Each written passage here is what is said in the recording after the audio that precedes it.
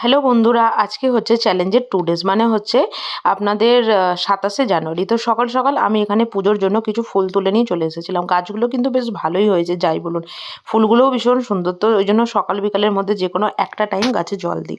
তো পুজো সেরে এখানে সকালবেলা চিড়ের পোলাও বেশ একটু পেঁয়াজ কুচি দিয়ে আর ওপরে থেকে এখানে বিখ্যাত ভুজিয়া দিয়ে সেরে নিয়েছিলাম।